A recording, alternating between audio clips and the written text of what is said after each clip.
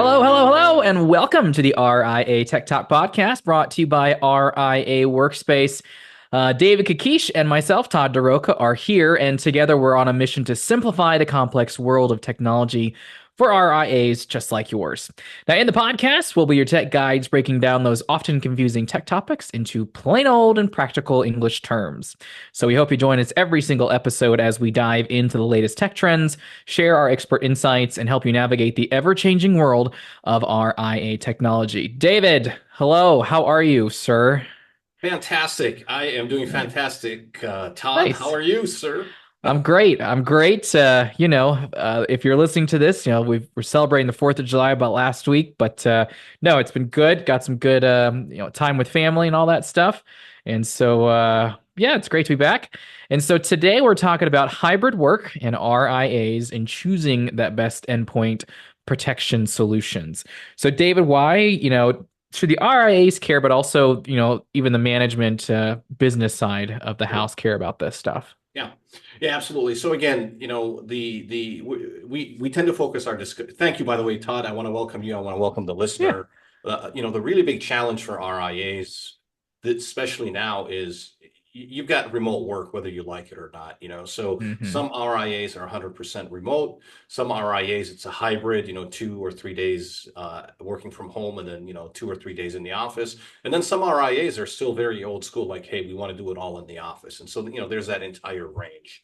But even if you're more of like, hey, we work in the office all the time, and then occasionally from home, you still want to think about, hey, how do I protect my employees when they're working from home, on the road, in a hotel, at the airport, and so on, right? And that's Yeah. kind of a really, really big concern because it's really changed for everybody. And so yes, we work in a hybrid environment now. I want to secure my remote workforce, but I don't want to have a detailed technical discussion because I'm not an IT manager. I'm not an IT Right. director. So our discussions are really focused on the managing partner, the office manager, the chief compliance officer, and so on. So we don't get into a lot of the, even though as much as I would love to get into the technical weeds, I really avoid that because I know that our audience is, a 15-person RIA with a chief compliance officer or, a VP of operations that doesn't have an IT background, right? And so we're going to talk Yeah. about that. But really, what's really interesting is, hey, when we talk about securing the employee when they're working remotely, right? People immediately think about the laptop, right, or the computer that they're working on. And yes, you want to secure that, but what about their iPhone and their iPad and Android, and so on. And so we're going to talk about. We'll bring up the 6 best endpoint protection solutions. Hmm. The two that I really like, and why I like that, and then what you can do about that. And so my hope is by the end of this call, you're like, okay, here are the top 6 that we should look at. Here are the top 2. Let me go back, talk to whoever's managing my IT and say, hey, do we have something like this in place? And if they do, great. And if they don't, you can give them some pointers, or they can tell, you can tell them to listen to Todd and David. Yeah, I think it's on this topic, with hybrid work just in general, it's not going away. I know a lot of companies, even small businesses are like, oh, now we're back to, getting everybody back in the office, and now it's sometimes mandated. But I think what we're seeing in the, data shows it from, Gartner, Forrester, Wall Street Journal, all these, that you're going to lose out on talent if you're not playing in the game, quote unquote, by allowing this remote from work. So, I think to help decrease your liability and increase your security, obviously these will help you do that. But again, hybrid work is not going anywhere. Yeah. And actually, I know that there is definitely a push more for employees to come back in. And what I found out about that is the only reason companies are really doing that is because of the taxes and because of they have to have that building filled for so many days of the week in order to get certain tax breaks. So that's kind of why you're seeing, larger corporations like Dell and Microsoft Yeah. requiring people to come back in. But again, those are the big, big, big ones. But yeah, for everybody else, this is definitely here to stay. So let's talk about the first endpoint solution, David, that you recommend, for those of this hybrid work world. Yeah, yeah, and actually, Todd, before we even do that, so here in Chicago, what's really interesting, so I live in the suburbs and I work in the suburbs and so, or I call it the suburbs, but it's just outside of O'Hare, and it's really interesting. I have friends that work downtown, and these big companies are basically, um, I'll use the word essentially mandating that you're in the office 2 or 3 days a week, and it depends on the company because the city of Chicago is basically saying, hey, we need people spending Yep. money on their lunches here and Yeah. taking the transportation and stuff like that. And I think, there's been a big in these big companies, as much as they would love to get people back 100%, people are basically saying, we're just going to leave, and Yeah. it's fine. So I'm going to talk about what we see with RIAs here in a couple of minutes, but it's really interesting to see the dynamics at some of these, bigger companies where it's like they almost want to force everybody to come back and work in. And my brother had worked for Google for quite a while, and there was that even Google, they wanted to bring all their employees back in like almost, like full time, 5 days a Right. week. And the employees essentially said, well, we're just going to leave, right? And so Yeah. there's Yeah. there's that tension. Yeah. That's sort of talking in general terms. Yeah. With RIAs, what I noticed is, again, there are those that are built so they're 100% remote. They've built their model around that. That makes a lot of sense. So people are, working from their homes all the time, and that makes a lot of sense. And on the flip side of that is there are companies where they say, hey, listen, we just prefer to come and work in the office, right? Mhm. Everybody lives 5, 10 minutes away, and there's that separation of home and office. I'm the same way. I mean, I could easily work from home or at the office. I prefer to physically be in the office. And so that's typically my preference, but it's just, mentally, I feel like I'm much more productive. And, I don't like to work from home, I guess. When I go home, I like to spend time Yeah. with my wife and my kids. And like, A I lot of want to check out, distractions. right? Oh yeah. Completely get it. Yeah. And Completely then get and it. then yeah, I would say most RIAs are probably some kind of a hybrid, right? That I mean, 80% of RIAs now are some kind of a hybrid where you're working from home 1, 2, 3 days a week, and then in the office again 1, 2, 3 days a week. And even the ones that, if your RIA is 100% where you're working in the office all the time, we all know that, hey, you know what, there's a snow day, somebody's sick, whatever, or you're traveling. So in theory, I mean, technically that's even a hybrid, right? Even though Hmm. you're in the office all the time. The key there is, the old days of you working in a physical space and you're protected behind a network firewall and the physical, those days are kind of gone. Yes, even if you're there all the time, you're still working remotely on a computer, or you're accessing your email on your iPhone, your Android, different things like that, right? Yeah. So it's an era where that's it, it's here to stay even when you're in the office, I'd say 90 or even 100% of the time, right? Right. All right, so just a little bit of context, and then what we see is, and again, just to kind of zoom in on the challenges, your RIA, you've got 10, 5, 10, 25 people, right? You don't have an IT team, right? You're typically dependent on somebody else, and you're like, all right, well, what do we have for endpoint protection? What are we doing to secure that laptop or that iPhone, when Todd's working from home? So you have to depend on somebody else to do that. And there are some great solutions and best practices out there, and there are ones that I'm not necessarily a big fan of, but I want to share that with the listener so that you go back and you talk to your IT provider, or if you're the CCO, you say, hey, what do we have in place? And not only do we have it, but hey, is it implemented? Do we Hmm. have that implemented or not? And so, anyways, sometimes I feel like I'm preaching to the choir, right? Because that, I know that, the listener Right. knows that, but I want to get into the specific ones. So there's a link that we're going to go ahead and include in the show notes. It's from Gartner, and Gartner releases these wonderful reports. It's called the Magic Quadrant for Endpoint Protection Platforms. Basically, it's Gartner saying, hey, who are all the major players in this space? And then we're going to put them in different categories. And they really base them on two pieces of criteria. Number one is the ability to execute. And then number two is the vision, the completeness of a vision. And so if you are able to, as a company, if you're able to execute and you've got a complete vision, you're in what's called the magic quadrant or in the leader quadrant. And there are 6 different companies that are in this space, and there's 2 that I really like. Um, Todd, I guess before I talk about and just to make it quick, like Microsoft and Sentinel One are probably the two big ones in this space that we're very Right. familiar with. And then the other four would be CrowdStrike, Trend Micro, Palo Alto, and then Sophos. So, those are kind of they just mentioned the six. There are 10 others that are mentioned in this report. I'm not really going to touch upon that because those are very niche players in specific spaces. But kind of the six are that, and then the two that I'm really going to focus on are Microsoft and Sentinel One. But I'm a big fan of Gartner. But Todd, I know Mhm. not all of our listeners are familiar with Gartner, and I know you've got a lot of background there. So maybe you talk a little bit about that, and then we'll talk about the Yeah.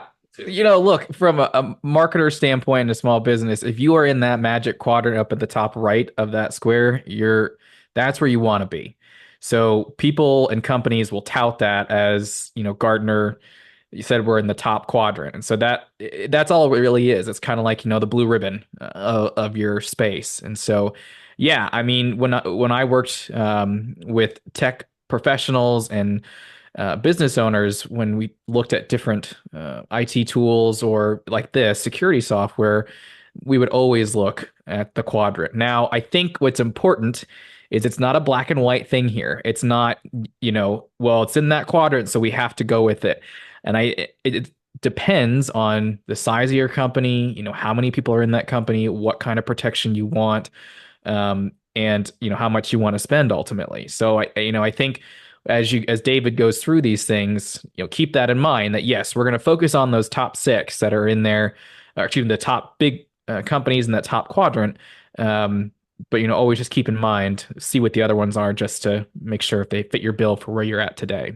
So, Yeah, yeah, absolutely. Thanks, Todd. And again, as a reminder, we're basically saying Todd's working from home. How do I secure Todd's computer? And how do I secure Todd's iPhone, right? At a very, right, very simple level, right? That's right. that's basically what it comes down to, right? What if he's getting attacked because there's not a network firewall, or he's accessing a public Wi-Fi or his home Hmm. internet and so on, right? And there's a Right. lot of misconceptions that people have to go in and Todd's working from home, so I need to manage his home router and all the internet access and this. I mean, you could do that, but it gets really complicated. It gets really Yeah. Good luck. expensive. Yeah, exactly. Yeah. And then, your son or your spouse or whoever might come in and just, change everything for all by just unplugging a cable or something like that, Yeah. right? Yeah. So at a really basic level, what we talk about is like, look, and I'll use Microsoft as an example, but this could be Google or Amazon or anything. You've got your private network at Microsoft, right?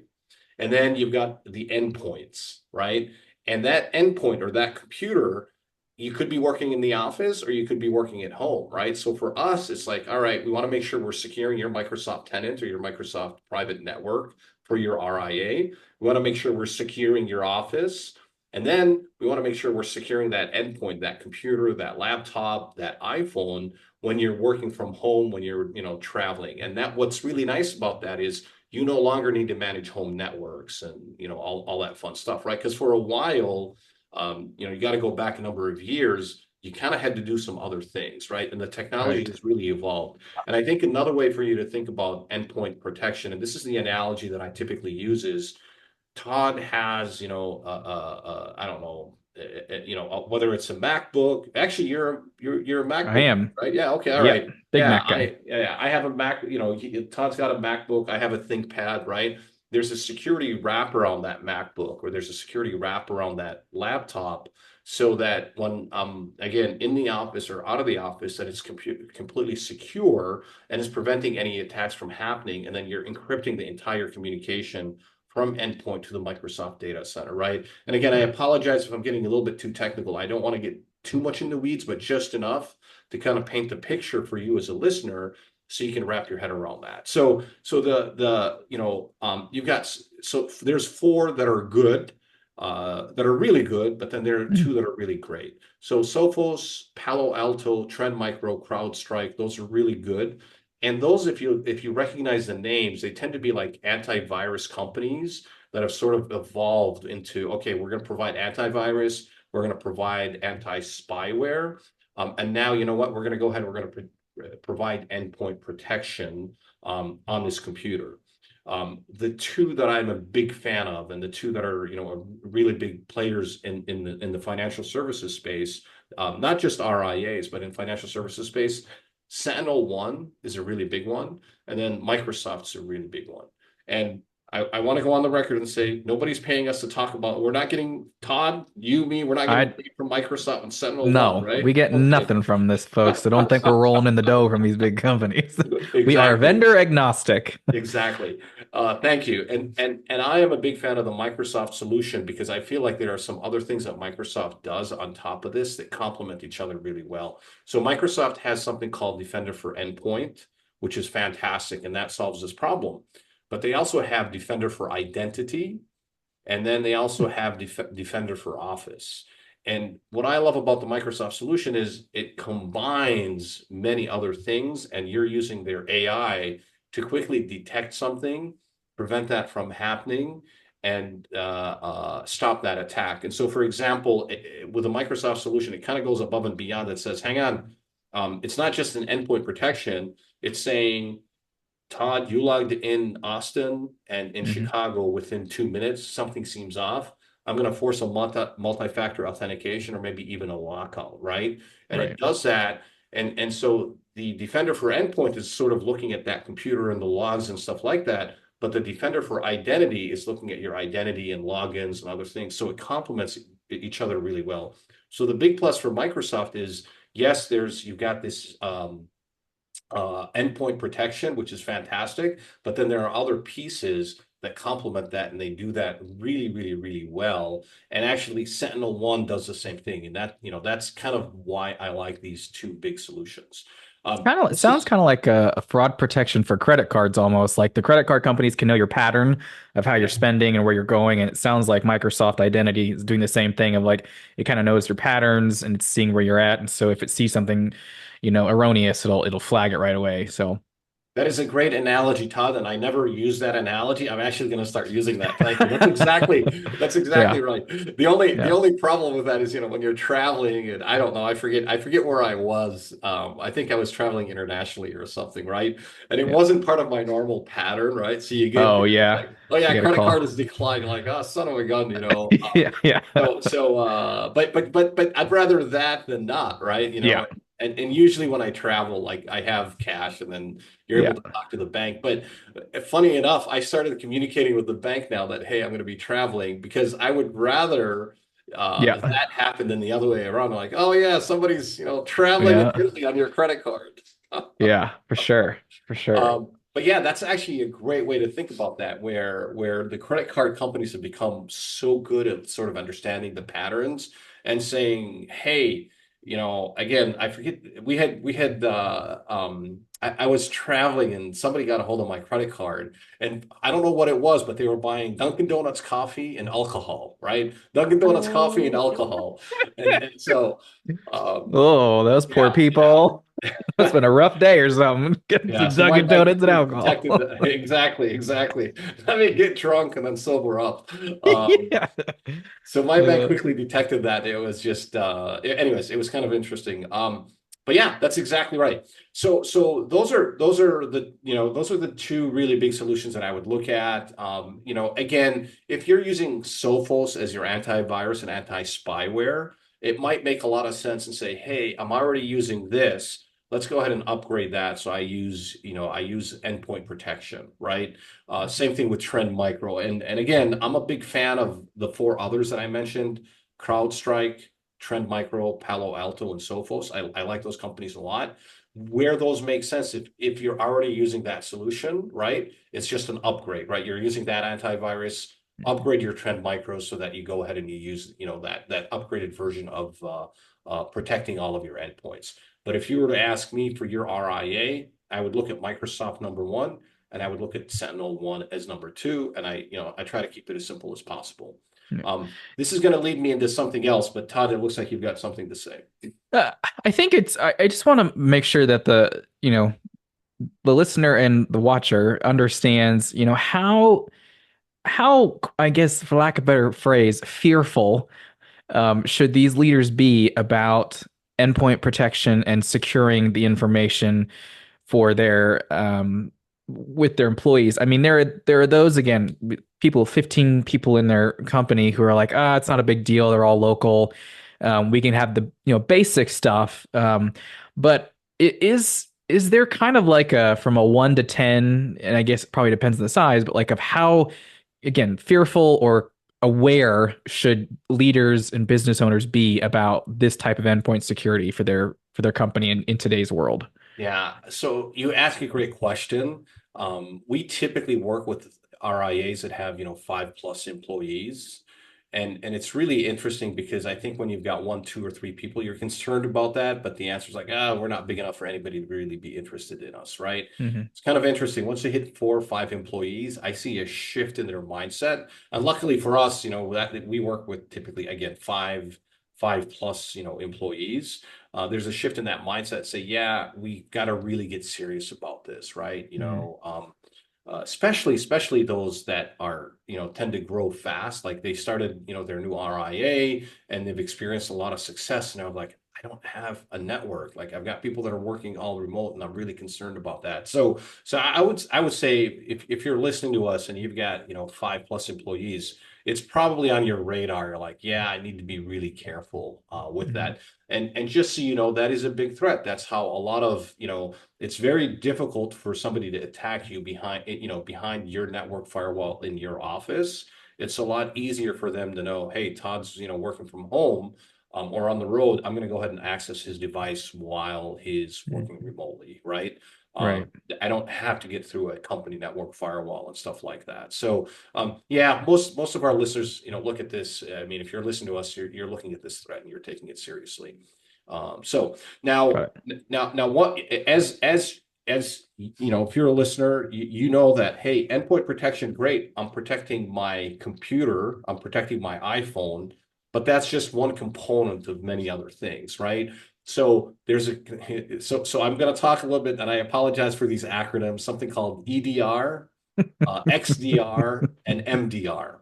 And the reason I bring that up is this has just become, common practice, and the SEC is beginning to talk about that, and a lot of people in the financial services space are beginning to talk about that. So EDR, right, is I'm gonna also include a matrix here.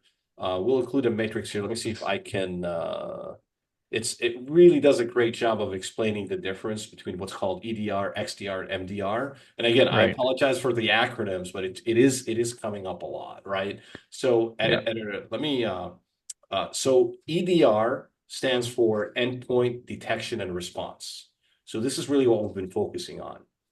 XDR stands for Extended Detection and Response, and then MDR stands for Managed Detection and Response. So what we've really talked about today is EDR. Think of that as sort of level one, and then extended is level two, and then managed is sort of level three. Hmm. And all I think, Todd, there's a matrix here in one of the links that I sent you, and I think we'll include that in the show notes. But one of the really nice things about XDR is it's not limited to the endpoint. So with an XDR solution, extended detection and response, it's also looking at your physical network, and it's looking at the cloud services, right? So let's talk in the Microsoft world, but again, that applies to anything else. In the endpoint protection solution, you're looking at that MacBook, or you're looking at that laptop, and you're looking at the iPhone, which is great, right? You want to Hmm. have that.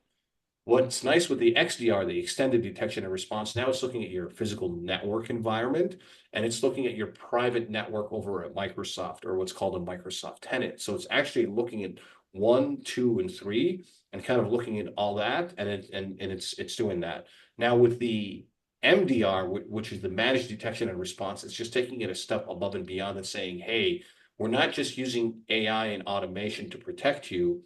We have what's called the security operations center. We have people that are actually, physically looking at these alerts and actually doing something about that. And so those are kind of, tie all these things together. And, we probably need to have a separate podcast where we talk about that in a little bit more detail. But at a really high level, what I love about the Microsoft solution is if you use that out of the box, it's essentially what's called an XDR solution. So it goes beyond even an MDR. With some of the other ones, it's an MDR, or it's an endpoint, detection and response. Sophos is great, right? What I like about Microsoft is out of the box, if you're using the different features that they have, now you've got an XDR solution. And then if you want to upgrade that, right, you could, pay more and you could have a company that's, that does what's called security operations center that's looking at that right there.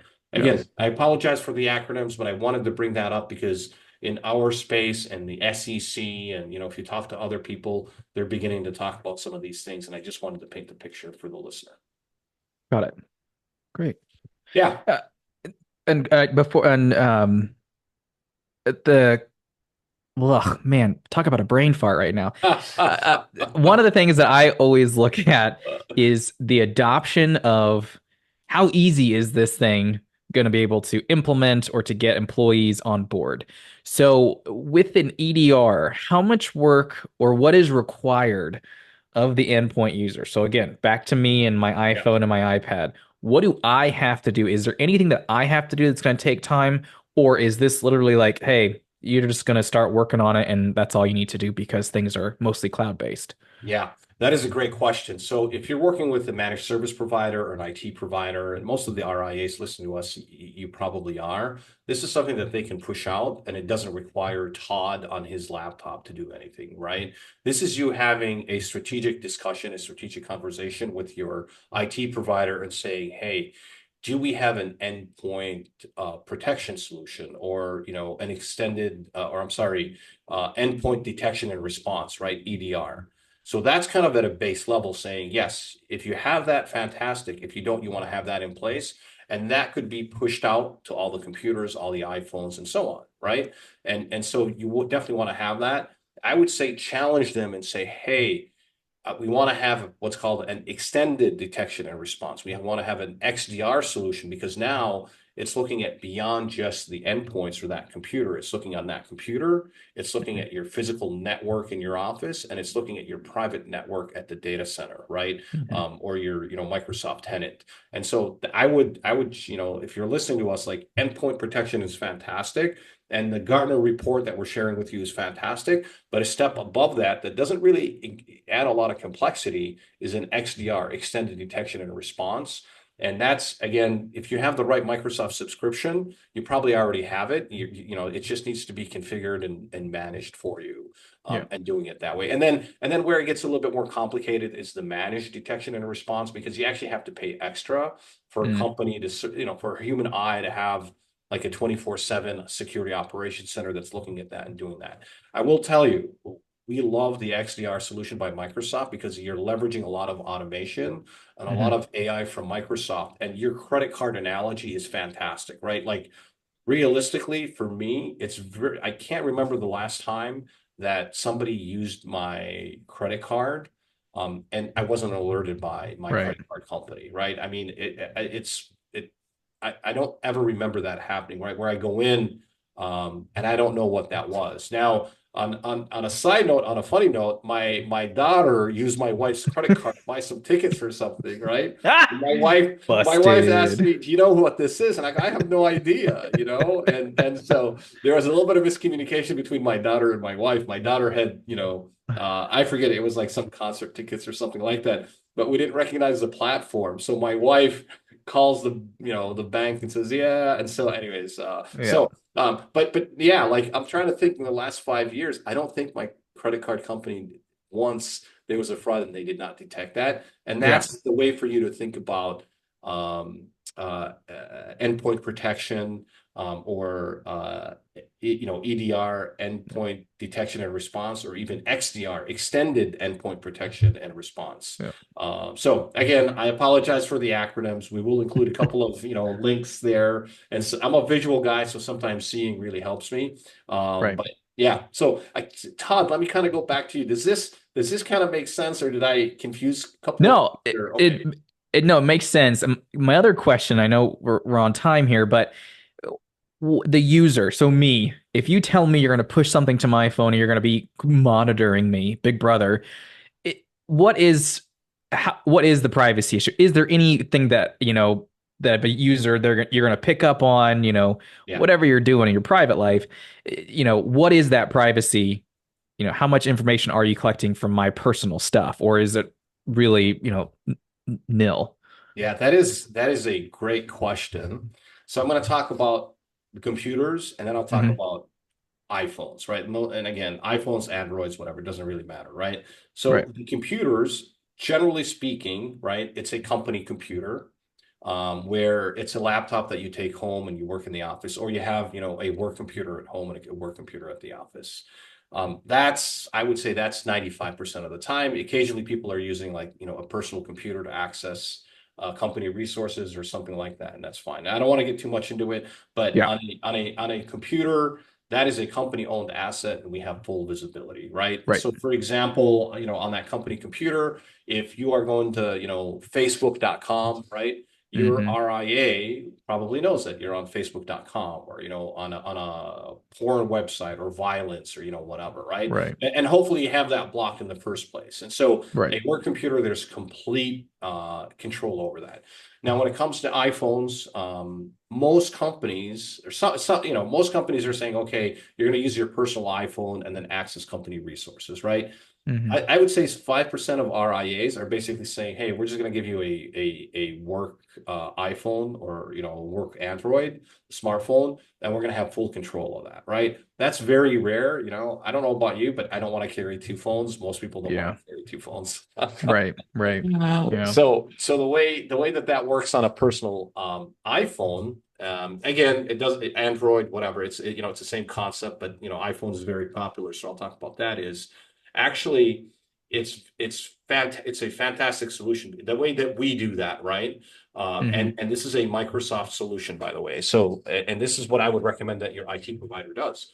What we can do is we can say, okay, most people want to access email on their iPhone, right, for work related. Some people want to access more than that, but basically the way we do that is like, hey, we push an agent to that iPhone. It allows us to put everything that's work related in a separate logical container, Mm.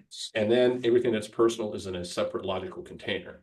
So Got it. Todd, when you're working, you don't tell any difference, right? This is a work app that's Outlook that you can access. You can do whatever you want. These are your Apple, whatever, Apple Notes, your Apple email, whatever. You can click on any of that and you can use that. What's really nice is we've created that separate logical container for work. And Mm. what that allows us to do is to control everything and monitor everything that's work related, but we have no visibility on what you're doing Yeah. on your personal Chrome or any of that right Yeah. there, right? Or, Safari or whatever. So we have zero visibility on the personal container. We have Yeah. 100% visibility on everything that's work related. The one that comes up is if you have a simple password on that iPhone, like, 1, 2, 3, 4, you're not going to be able to access company resources. So we Mm. set it up so that there needs to be password complexity, or if you don't even have a password, right? Well, that's a liability for the RIA. And Right. so that's how it works. And what's really nice is it's completely locked down too, so that you, Todd, as a user, you can't go in and access company email, do a copy, and then put that in your Apple Notes, right? Right. So it's Right. completely locked down. And then, 3 years, you decide you're going to go work someplace else. We're going to disable your Microsoft account to do a remote wipe. That's everything that's work related.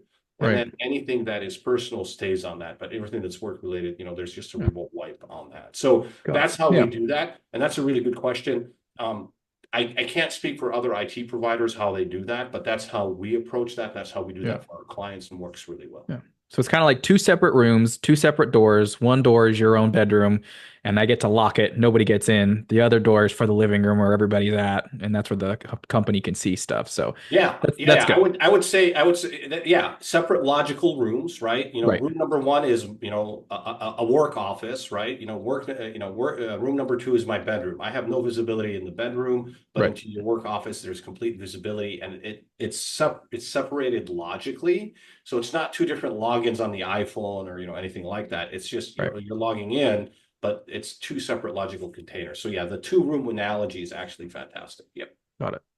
All right, cool. Well, David, as we wrap up here, let's go talk about we're talking about the endpoints, the six best endpoint solutions. We talked about a bunch of acronyms, abbreviations. So give us a quick high level recap of, what we talked about today and what the listener should be I guess doing today? They can start to do today with all this info. Yeah, I'll keep it really simple because I feel like this was one of these podcasts where I jumped around a lot, and I apologize. It's as you can tell, I get excited No, about this, I but kept not. you on track. Don't worry. Don't worry, David. I get excited. It's easy for me to get off on tangent. So, hey, listen, I think the key thing is like, look, you've got people that are employees that are working remotely. How do you secure them when they're working remotely? Because they're not physically in your office.